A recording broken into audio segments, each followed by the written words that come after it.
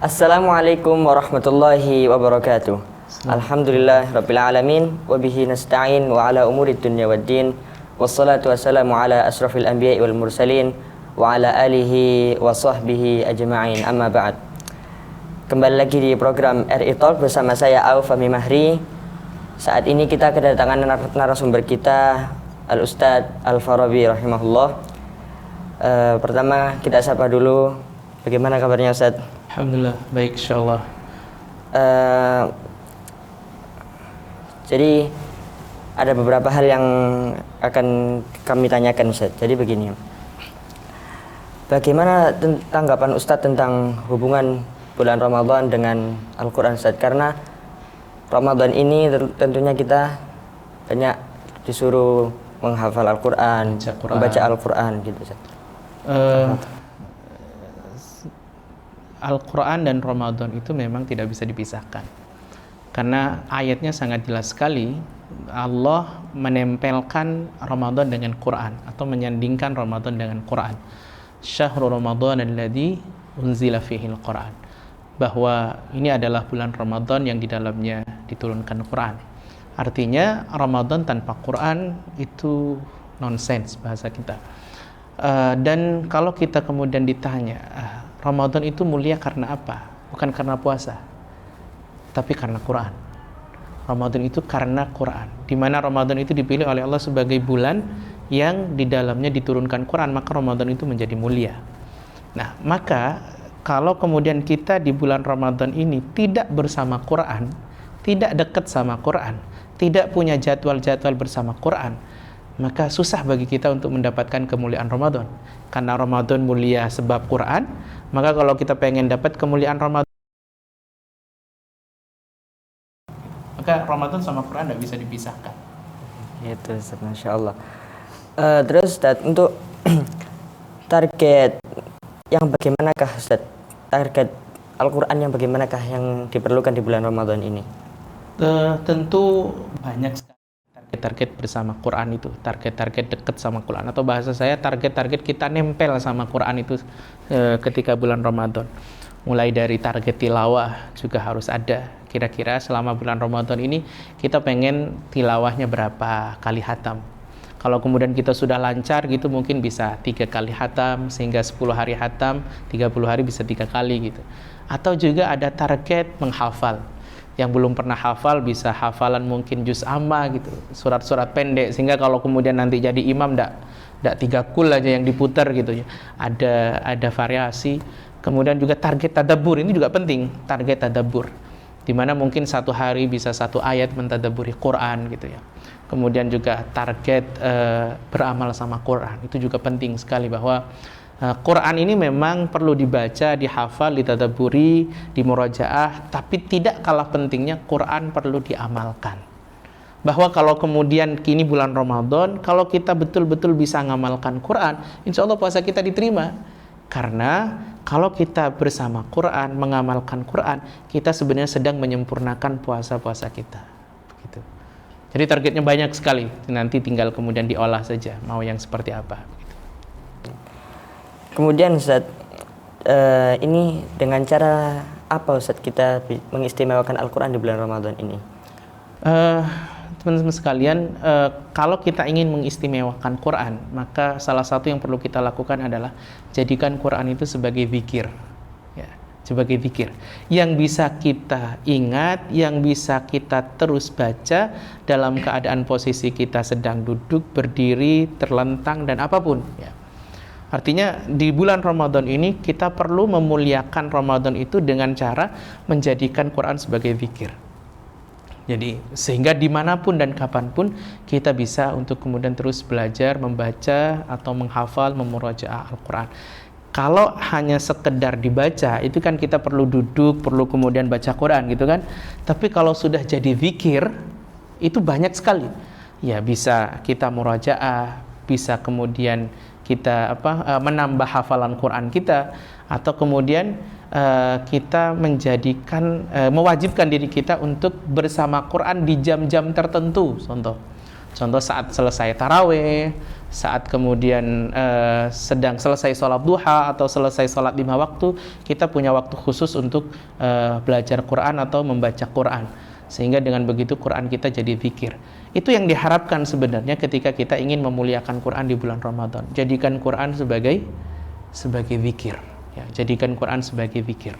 Oke, mengingat Ustaz, Ya, dimanapun kapan Ustaz. Betul. Nah ini Ustaz, pertanyaan yang banyak orang-orang penasaran ini Ustaz. Lebih utama mana Ustaz, menghatamkan Al-Quran atau mempelajari isi Al-Quran di bulan Ramadan ini Ustaz? Sebenarnya semuanya jangan dua kalimat ini, dua program ini jangan dibedakan kalau saya. Jadi dua-duanya perlu berjalan seiringan. Menghatamkan itu penting, bertadabbur juga penting, gitu. Jangan suruh milih dua-duanya, karena kalau suruh milih dua-duanya nanti nggak bisa hatam, nggak bisa tadabbur juga pada akhirnya. Jadi dua-duanya perlu jalan, bahwa menghatamkan itu penting, apalagi di bulan Ramadan. Rasul itu di bulan Ramadan murojaah atau talaki kepada kepada malaikat Jibril itu sampai hatam. Itu kan sunnah, berarti kita itu di bulan Ramadan diminta untuk juga hatam, gitu kan? Tapi juga tadabbur juga penting, gitu. Tadabbur juga penting. Cuma yang perlu saya sampaikan, jangan dikotomikan dua program ini. Sama-sama jalan saja, sama-sama jalan saja. Yang hatam ya, yang tadabbur juga ya. Sama-sama penting ya. Jadi kalau kemudian nanti saya bilang bahwa yang penting itu menghatamkan, nanti tadabburnya ditinggalkan. Atau yang penting tadabbur, nanti hatamkannya ditinggal. Dua-duanya sama-sama jalan. Bahkan ulama-ulama terdahulu, para salafus saleh itu ketika masuk di bulan Ramadan, itu perhatian mereka sama Quran luar biasa. Imma tilawatan, imma tadabburon. Ya. Imma itu mereka bertilawah dengan Quran juga porsinya jadi lebih banyak, tadabburnya juga porsinya lebih banyak. Mereka tidak kemudian meninggalkan salah satunya. Dua-duanya sama jalan. Jadi jangan kemudian dikotomikan dua program ini. Wah, mending lah tadabbur aja. Tadabbur jauh lebih baik. Enggak, dua-duanya sama-sama baik. Tilawatan wa tadabburan sama-sama baik. Jadi dua-duanya sama-sama jalan, begitu. Kemudian Ustaz, upaya apa yang bisa kita lakukan untuk tetap menjalankan target yang sudah kita buat Rep? Karena terkadang orang-orang itu Ustaz, kalau di awal Ramadan Masya Allah istiqomah, nanti tambah maju softnya, begitu Ustaz. Terawih itu terutama, tadarus juga begitu Ustaz. Jadi yang paling pertama tentu memang niat ya. Niat itu mempengaruhi semangat. Kalau kita punya niat, punya target, punya tujuan yang jelas bahwa tahun ini, bulan ini, Ramadan ini saya pengen hatam 2 kali, saya pengen hatam 3 kali, saya pengen tadabbur surah Al-Baqarah sampai selesai. Kalau targetnya jelas, niatnya juga luar biasa kuat, insya Allah itu bisa sedikit membantu ya, sangat membantu itu untuk bisa istiqomah. Kemudian yang kedua yang perlu juga diperhatikan adalah variasi. Jadi jangan monoton gitu, jangan monoton. Dalam berkegiatan itu kalau monoton rentan bosan ya, jadi jangan menonton. Silakan dibuat sevariatif mungkin ya, sevariatif mungkin. Jadi tilawah itu katakanlah mau tilawah Quran itu tidak harus di masjid, mungkin sambil nyetir mobil ketika ada lampu merah bisa sambil baca. Kemudian saat di rumah juga bisa baca, atau bisa sesekali mendengarkan tilawah Al-Quran dari para masyayikh haram. Begitu juga dengan tadabbur, jadi tidak harus menonton, harus ada variasi sehingga itu kita tidak bosan. Kemudian yang ketiga, ini yang juga penting adalah pilih teman yang memang punya visi yang sama. Jadi kalau kita nih ya, Auf pengen hatam katakanlah dua kali hatam gitu. Coba cari teman yang juga punya visi yang sama, pengen menghatamkan 2 kali hatam. Bikin kesepakatan bahwa kalau nanti saya sedang turun futur, tolong ingetin saya. Kalau kamu juga futur, nanti saya ingetin kamu, sehingga sama-sama saling punya semangat. Sehingga dengan begini harapannya bisa terus membantu agar tetap bisa istiqomah sampai selesai bulan Ramadan gitu. Jadi itu tadi trik dari Ustadz Al-Farabi tentang bagaimana kita supaya tidak bosan dalam menjalankan target yang sudah kita. Satu lagi, kita perlu juga agar kita ini bisa tetap semangat adalah coba kaji lagi fadilah-fadilah atau keutamaan-keutamaan membaca Quran di bulan Ramadan. Keutamaan-keutamaan bersama Quran saat bulan Ramadan. Contoh katakanlah pahalanya dilipat gandakan, kemudian apa istilahnya itu puasa kita jadi tambah barokah dan lain sebagainya. Itu coba dikaji lagi sehingga dengan begitu kita juga punya semangat yang luar biasa untuk terus lempeng gitu ya sampai kita sampai di tujuan begitu. Jazakallahu khairan. Ini untuk pertanyaan terakhir Ustaz.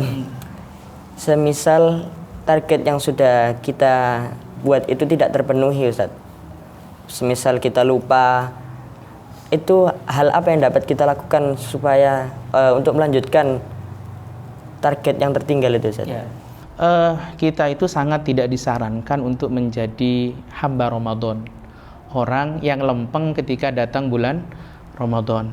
Ya, orang yang rajin semangat saat datang bulan Ramadan itu sangat tidak disarankan. Bahkan kalimat la'allakum tattaqun itu adalah agar kalian bertakwa. Itu cara untuk melihat apakah orang itu kemudian lulus sukses di bulan Ramadan adalah jangan lihat waktu di Ramadannya, tapi lihat setelah Ramadan. Nah, kalau kemudian kita lalai katakanlah di bulan Ramadan ini tidak sampai target gitu. Kita punya tugas untuk membawa ibadah-ibadah yang ada di Ramadan ini keluar Ramadan, ke bulan Syawal, ke bulan Dzulqa'dah, Dzulhijjah gitu. Kita punya tugas itu. Artinya kalau di Ramadan kita belum sukses, sukseskan nanti di Syawal, sukseskan nanti di Dzulqa'dah, sukseskan nanti di Dzulhijjah. Karena begini, kadang kita itu yaitu jadi hamba Ramadan. Kalau Ramadan lempeng gitu, tapi Syawal nanti lemas gitu. Padahal sebenarnya kalau kita betul-betul menjadi orang yang sukses Ramadannya, itu antara Ramadan dengan Syawal cuma peralihan bulan aja. Di Syawal juga ada puasa, dia tetap puasa, ya kan? Di Syawal tetap ada baca Quran, dia tetap baca Quran. Di Syawal tetap ada sedekah, dia tetap sedekah. Di Syawal tetap ada apa katakanlah qiyamul lail, dia tetap qiyamul lail. Jadi ibadah-ibadah di Ramadan ini diikhtiari, diupayai untuk dibawa ke bulan-bulan berikutnya. Itu adalah orang yang sukses gitu. Jadi kalau ingin mengukur apakah orang itu sukses Ramadan atau enggak, jangan ukur ketika Ramadan. Semua orang ketika Ramadan itu semangat-semangat. Tapi ukur ketika nanti di Syawal. Dia masih bisa enggak bawa semua instrumen ibadah di Ramadan ini dibawa ke Syawal. Kalau masih bisa, insyaallah itu sukses. Dibawa lagi ke Dzulqa'dah, dibawa ke Dzulhijjah. Sehingga kita akan merasakan bahwa setiap bulan Ramadan, setiap bulan Ramadan. Sehingga kalau umpamanya masih lalai di bulan ini, mulai besok diperbaiki. Lalai lagi, diperbaiki lagi, diperbaiki. Tidak ada yang terlambat untuk memperbaiki diri. Saya selalu sampaikan bahwa seluruh penyesalan itu datangnya di belakang dan itu tidak enak. Ada satu penyesalan yang enak, yaitu penyesalan yang membuat kita dekat dengan taubat. Itu penyesalan yang paling membahagiakan. Berarti istilahnya di bulan Ramadan ini training untuk bulan-bulan selanjutnya. Ya, artinya di Ramadan ini kita semangat luar biasa, Syawal juga terus dibawa. Semua agenda ibadah dan kebaikan kita di bulan Ramadan kalau bisa terus dibawa ke Syawal, dibawa ke Dzulqa'dah, dibawa ke Dzulhijjah. Kan sebenarnya polanya sama sih. Cuma memang kalau di bulan Ramadan itu karena memang Quran diturunkan di bulan itu jadi lebih istimewa gitu. Cuma polanya sama, di Syawal juga ada puasa. Ada kan puasa? Ya kan? Di Dzulhijjah, Dzulqa'dah ada puasa enggak? Ada kan? Senin Kamis puasa Ayyamul Bid ya. Masa kita katakanlah puasa hanya di Ramadan? Kan rugi. 1 tahun penuh itu puasa hanya 30 hari di Ramadan. Sementara bulan-bulan lainnya kita tidak puasa. Di Dzulhijjah juga ada puasa. Di Muharram ada puasa. Safar semua ada puasa. Semua ada qiyamul lail. Semua ada sedekah, semua ada tilawatil Quran, semua ada kebaikan di situ. Jadi bawa ke situ. Itu tugas kita sebenarnya. Ramadan kita memulai, Syawal kita teruskan. Terus sampai Ramadan berikutnya. Allah a'lam bishawab. Oke, jazakallahu khair Ustaz. Mungkin untuk sebagai penutup ada kata-kata untuk pendengar kita di RE Talk Ustaz. Jadi sebagaimana yang saya sampaikan tadi di awal bahwa Allah menyandingkan 2 kalimat. Yang pertama adalah syahrul Ramadan alladzi unzila fihil Quran. Yang kedua, man shama ramadhana imanan wa ihtisaban ghufira lahu ma taqaddama min dambi, man qama ramadhana imanan wa ihtisaban ghufira lahu ma taqaddama min dambi. Ada 2 amalan yang memang harus betul-betul kita perhatikan di bulan Ramadan karena Allah Subhanahu wa taala menyandarkan atau menyandingkan 2 kalimat ini dengan Ramadan. Yang pertama adalah Quran, Karena memang Ramadan itu mulia karena Quran. Barang siapa yang tidak bersama Quran, nggak dekat dengan Quran di Ramadan, maka susah bagi dia untuk mendapatkan kemuliaan Ramadan. Yang kedua adalah qiyamul lail, menjaga malam-malam kita tetap hidup, tetap bisa beribadah, tetap bisa melakukan ketaatan dengan taraweh, dengan tahajud, dengan memperbanyak amal-amal salih yang lain. Karena di malam itu juga Allah turunkan Lailatul Qadar, ya, Lailatul Qadar. Kalimat ada satu kalimat yang saya kurang paham apakah ini hadis atau qaul ulama yang mengatakan bahwa siapa saja yang terhalangi dari kebaikan Lailatul Qadar, maka dia sudah terhalangi dari berbagai macam kebaikan. Jadi kalau kita nggak bisa dapat Lailatul Qadar di Ramadan ini, maka sebenarnya kita sedang terhalangi dari banyak kebaikan yang Allah berikan sama kita. Allah a'lam bishawab. Oke, jazakallah khair Ustaz atas semua jawaban dari pertanyaan barusan.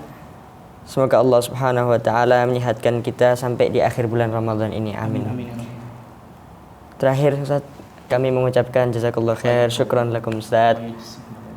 Mudah-mudahan ilmu yang kita dapat barusan bermanfaat. Amin. Bermanfaat buat saya, bermanfaat buat antum. Amin insyaallah. Amin insyaallah. Terakhir kita tutup dengan doa kafaratul majlis. Subhanakallahumma bihamdika asyhadu an la ilaha illa anta astaghfiruka wa atubu ilaik. Wa akhiru da'wani alhamdulillahi rabbil alamin. Wassalamualaikum warahmatullahi wabarakatuh.